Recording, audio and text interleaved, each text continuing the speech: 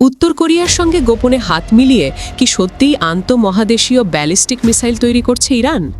এই প্রশ্নটি এখন আন্তর্জাতিক রাজনীতি ও নিরাপত্তা বিশ্লেষকদের আলোচনার কেন্দ্রে উঠে এসেছে।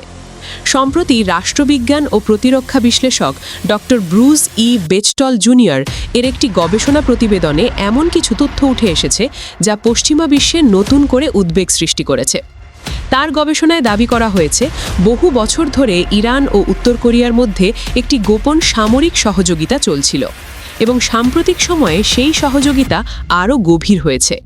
বিশেষ করে ইরানের আন্তঃমহাদেশীয় ব্যালিস্টিক মিসাইল বা ICBM তৈরির ক্ষেত্রে উত্তর কোরিয়ার সরাসরি প্রযুক্তিগত সহায়তার বিষয়টি এখন আন্তর্জাতিক নিরাপত্তা বিশ্লেষকদের কাছে অত্যন্ত গুরুত্বপূর্ণ হয়ে উঠেছে। গবেষণায় বলা হয়েছে, ইরান ও উত্তর কোরিয়ার এই সামরিক অংশীদারিত্ব নতুন নয়। দীর্ঘদিন ধরেই দুই দেশের মধ্যে ক্ষেপণাস্ত্র প্রযুক্তি, সামরিক সরঞ্জাম এবং গবেষণার ক্ষেত্রে গোপন সহযোগিতা চলছিল। তবে সাম্প্রতিক বছরগুলোতে সেই সহযোগিতা এমন এক পর্যায়ে পৌঁছেছে যা বিশ্ব রাজনীতির শক্তির ভারসাম্যকেও বদলে দিতে পারে। ডক্টর বেচটলের প্রতিবেদনে উল্লেখ করা হয়েছে, ইরানের ক্ষেপণাস্ত্র কর্মসূচির পেছনে উত্তর কোরিয়ার গুরুত্বপূর্ণ প্রযুক্তিগত সহায়তার প্রমাণ পাওয়া গেছে।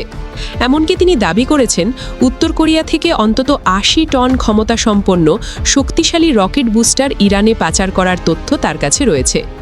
এই ধরনের রকেট বুস্টার একটি পূর্ণাঙ্গ আন্তঃমহাদেশীয় ব্যালিস্টিক মিসাইল তৈরির অন্যতম প্রধান উপাদান হিসেবে বিবেচিত হয়। বিশ্লেষকদের মতে, যদি এই তথ্য সত্য হয়, তাহলে ইরানের ক্ষেপণাস্ত্র সক্ষমতা এতটাই শক্তিশালী হয়ে উঠতে পারে যা তা শুধু মধ্যপ্রাচ্য নয়, বরং যুক্তরাষ্ট্রের মূল ভূখণ্ডের নিরাপত্তার জন্য একটি সম্ভাব্য হুমকি হয়ে দাঁড়াতে পারে। আরও একটি গুরুত্বপূর্ণ তথ্য উঠে এসেছে উত্তর কোরিয়ার বিখ্যাত হুয়াসং সিরিজের ক্ষেপণাস্ত্র প্রযুক্তি নিয়ে। গবেষণায় বলা হয়েছে, উত্তর কোরিয়ার হুয়াসং 12 এবং হুয়াসং 15 মিসাইলে ব্যবহৃত শক্তিশালী ইঞ্জিন প্রযুক্তির অনুকরণে ইরান তাদের নিজস্ব প্রোপালশন সিস্টেম তৈরি করেছে। এই ধরনের ইঞ্জিন সমুদ্রপৃষ্ঠে প্রায় ৮০ টন থ্রাস্ট তৈরি করতে সক্ষম, অর্থাৎ একটি বিশাল আকারের ক্ষেপণাস্ত্রকে হাজার হাজার দূরের লক্ষ্যবস্তুতে আঘাত হানার মতো শক্তি দিতে পারে। আরও বিস্ময়কর বিষয় হল, এই সহযোগিতা নাকি অনেক বছর ধরেই চলছিল। গবেষণায় উল্লেখ করা হয়েছে, ২০১৩ সাল থেকেই উত্তর কোরিয়া ইরানকে এই প্রযুক্তি উন্নয়নে সহায়তা করে আসছে। এমনকি ২০১৫ সালে যখন বিশ্ব শক্তিগুলোর সঙ্গে ইরানের ঐতিহাসিক পারমাণবিক চুক্তি JCPOA নিয়ে আলোচনা চলছিল, তখনও নাকি পর্দার আড়ালে উত্তর কোরিয়া থেকে ইরানের রকেট প্রযুক্তির গোপন চালান পাঠানো হয়েছিল। পরবর্তীতে ২০১৬ সালে যুক্তরাষ্ট্রের ট্রেজারি বিভাগ ইরান ও উত্তর কোরিয়ার কয়েকটি কোম্পানি এবং সংশ্লিষ্ট ব্যক্তিদের বিরুদ্ধে নিষেধাজ্ঞা আরোপ করে। সেই নিষেধাজ্ঞার মাধ্যমে প্রথমবারের মতো আন্তর্জাতিকভাবে দুই দেশের মধ্যে এই গোপন প্রযুক্তি লেনদেনের বিষয়টি সামনে আসে। গবেষণায় আরও বলা হয়েছে, শুধু প্রযুক্তি সরবরাহই নয়, উত্তর কোরিয়ার কিছু শীর্ষ সামরিক বিশেষজ্ঞ নিয়মিতভাবে তেহরান সফর করছেন। তারা সেখানে অবস্থান করে সরাসরি ক্ষেপণাস্ত্র প্রকল্পে কাজ করছেন বলে দাবি করা হয়েছে।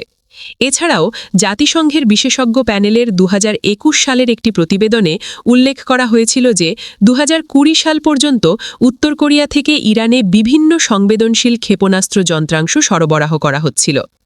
সব মিলিয়ে ডক্টর বেচটলের গবেষণা ইরান ও উত্তর কোরিয়ার মধ্যে একটি সম্ভাব্য মিসাইল অক্ষ গঠনের ইঙ্গিত দিচ্ছে বলে মনে করছেন অনেক বিশ্লেষক।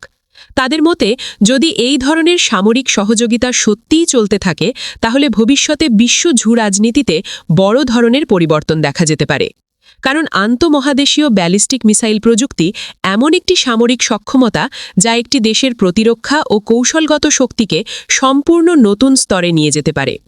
এই পরিস্থিতিতে অনেক বিশেষজ্ঞ মনে করছেন, আন্তর্জাতিক সম্প্রদায়ের নজরদারি এবং কূটনৈতিক প্রচেষ্টা আরও জোরদার করা প্রয়োজন। কারণ যদি এই প্রযুক্তি সহায়তা অব্যাহত থাকে, তাহলে ভবিষ্যতে বিশ্ব নিরাপত্তা পরিস্থিতি আরও জটিল হয়ে উঠতে পারে। এখন প্রশ্ন হচ্ছে, সত্যিই কি ইরান উত্তর কোরিয়ার সহায়তায় এমন শক্তিশালী ক্ষেপণাস্ত্র তৈরি করছে, নাকি এগুলো কেবল রাজনৈতিক চাপ সৃষ্টি করার জন্য প্রচারিত তথ্য? এই বিষয়টি নিয়ে আন্তর্জাতিক মহলে বিতর্ক এখনও চলছে। আপনার কি মনে হয়, উত্তর কোরিয়ার সহায়তায় কি সত্যিই ইরান আন্তঃমহাদেশীয় ক্ষেপণাস্ত্র তৈরি করছে? কমেন্ট করে আপনার মতামত জানাতে ভুলবেন না।